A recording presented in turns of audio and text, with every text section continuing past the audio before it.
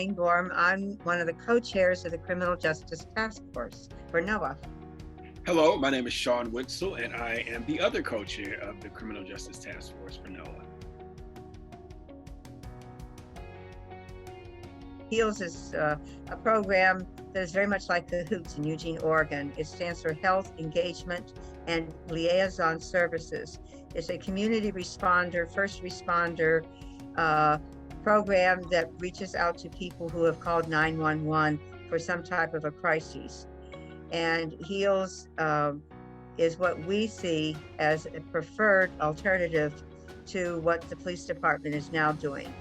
So we decided that we did not feel police presence was necessary in many of the responses to 911 calls, and that a civilian response would by mental health professionals and medical professionals would be a much better response. So we announced that at a press conference in front of the East Precinct Police Station in East Nashville in March of 2021. I think it was March 18th. And we also mentioned at that time that we were very upset that the MMPD had killed 2 persons in mental health crises calls, and this was not what we wanted from our police department. With HEALS, we were able to gain a lot of traction with HEALS, a lot of support from City Council, a lot of support from community members, and really getting the educational component out there, like sharing with people what this program was, why we thought it was important, and what it could do for our city. And we came really close to getting funding for HEALS during the budget season. Now, there were reasons that did not happen, but we were able to make a lot of great strides with it, even just making sure that people even knew what it was, that it was on the City Council radar, and that there was this push for it. So we felt like we did a great job with setting ourselves up for HEALS to be funded and implemented in the future.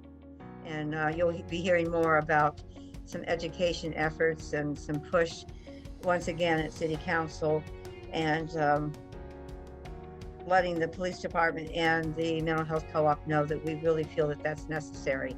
One of the good things that came out of all that struggle was that we, NOAA, are now on the stakeholders committee for what's called Partners in Care that the police and mental health co-op operate. That's their version of going out to 911 calls.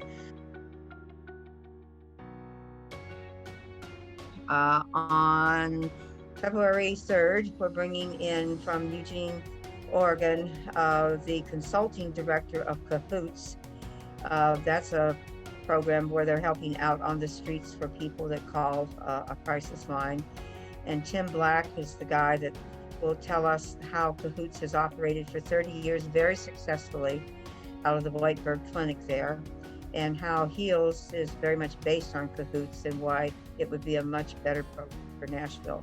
One of the other things that NOAA began last year and will continue into 2022 is a look at our courts, not just the criminal courts, but the general sessions courts, and especially bail.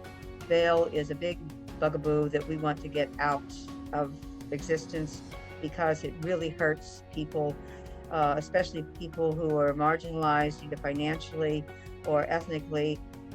It seems like most of the jail population retains people who are of color longer than people who are white, because white people can pretty much pay to get out of jail, but people who are brown or black are often left to sit there until a hearing. And in some cases, we've had people sitting there for almost 6 months waiting just for a hearing. And that's just unconscionable. People lose their jobs. It can affect their family life. They lose their car. It's just a real bad thing to have for people that are just trying to stay above water.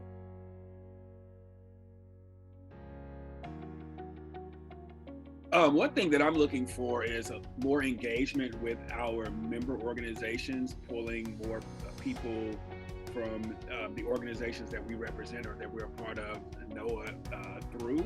And so like looking at new ways to engage those people, but also to engage the community, because one thing about the pandemic, it separated us in a way, but it brought us together in other ways. And we're grateful for the technology that allowed us to continue to meet and continue to plan and strategize and organize.